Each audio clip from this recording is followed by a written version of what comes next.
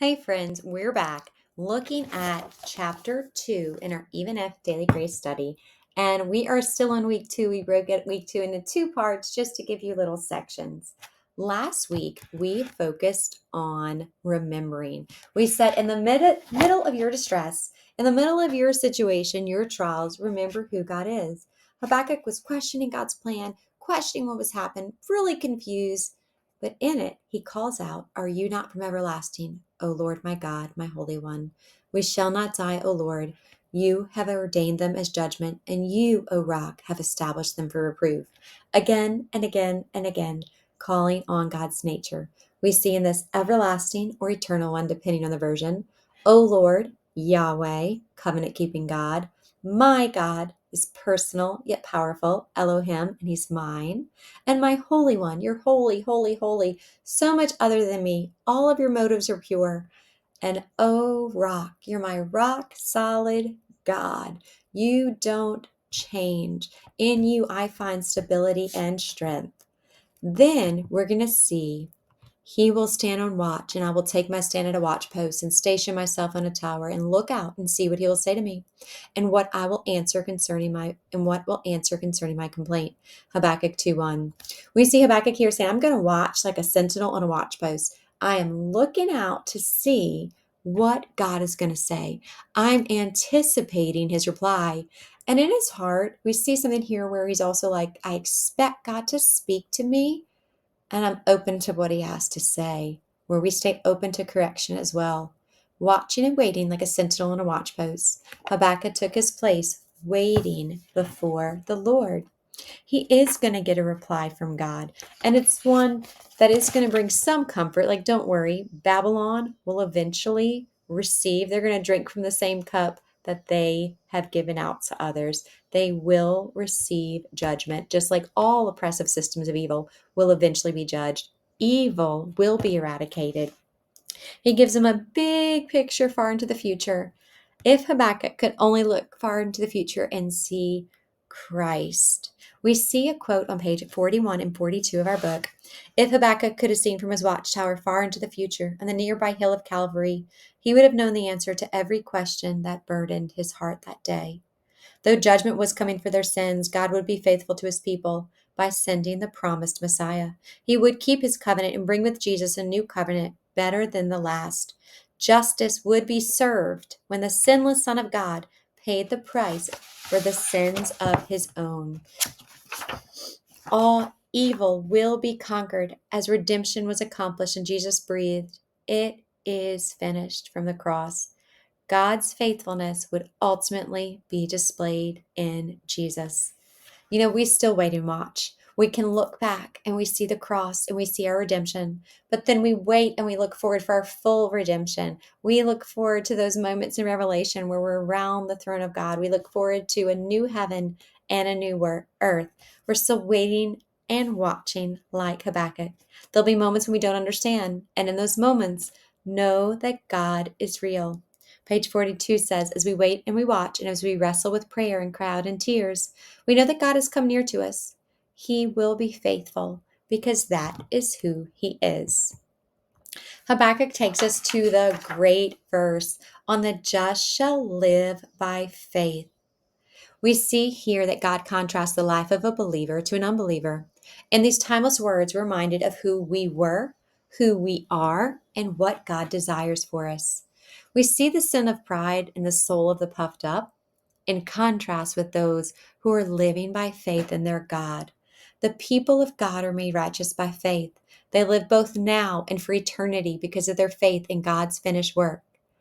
I love 2 Corinthians 5:7 because it says, "For we walk by faith and not by sight." This verse in Habakkuk, "the just shall live by faith," or "the righteous shall live by their faith," is repeated multiple times in the New Testament. Romans 1:16-7 says, "For I am not ashamed of the gospel, for it is the power of God for salvation to everyone who believes, to the Jew first and also to the Greek. For in it the righteousness of God is revealed from faith to faith, as it is written, the righteous shall live by faith." He's referring back to Habakkuk. Galatians 3:11, "Now it is evident that no one is justified before God by the law, for the righteous shall live by faith." Hebrews 10:36 through 39. For you have need of endurance, so that when you have done the will of God, you may receive what is promised. For yet a little while, and the coming one will come and will not delay. But my righteous one shall live by faith. And if he shrinks back, my soul has no pleasure in him. But we are not of those who shrink back and are destroyed, but are of those who have faith and preserve their soul. Right here, we're being encouraged to live by faith. Just in Habakkuk's time, he's telling them, listen, there's this contrast between the ungodly and the godly. The godly live by faith in their God. Us now, no matter the circumstances, living by faith. God, you are good. You are powerful. You have a plan. I have complete salvation through Jesus Christ. You will keep me now and forever. You will work all things together for your good, your glory, and my good, as Romans 8:28 says. Now, the last part of this chapter 2, so we're in part 2 of chapter 2 in here, is the 5 woes to Babylon. So if we break it down, he's like, listen, Babylon will be judged. So the first conversation, Habakkuk's telling God, what are you going to do about Judah? They're not serving you. There's so much evil. He says, don't worry, I got a plan. I'm sending Babylon. Habakkuk replies, wait, why Babylon? They're even worse. Then he gives his woes to Babylon. Don't worry, Babylon will fall too. He says, they have had greed and they plundered. The nations you plundered will plunder you. They've had unjust gain. We see so many of these woes have to do with the way they treated the vulnerable, the way they treated the poor and the helpless, taking advantage of people, systems of injustice. Unjust gain says, even your own house will cry out against you. We see for their violence and bloodshed, your empire built on blood will burn. God's glory will fill the earth. For corruption and shame, you will drink the cup of God's wrath. And for their idolatry, idols are silent. Only the Lord reigns in his temple. He's promising, yes, it looks like they're getting away with it, but they're not. He's a God of love and a God of justice. Then we get to a verse that I love in Habakkuk 2:14. For the earth will be filled with the knowledge of the glory of the Lord as the waters cover the sea. This is a future hope for Habakkuk, saying, listen, God's glory will cover, just like the waters, there's the picture of the globe, are covering the earth. God's glory will cover the whole earth.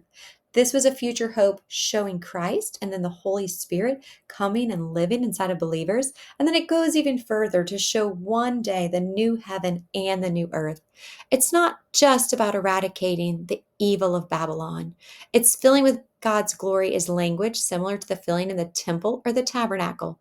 God dwells with his people. So back then they would say the temple was filled or the tabernacle was filled with the glory. He's saying, listen, it's so much bigger than just one place being filled with the glory. The whole earth, that is my plan.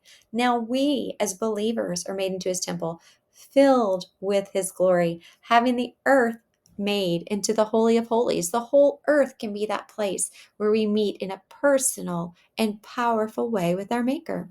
Revelations 21 talks about a new heaven and a new earth. It says, and yet it is also something that we already experience, though not fully. God with us and dwells with us in the now. So we're experiencing this glory as believers. His Spirit comes and lives inside of us.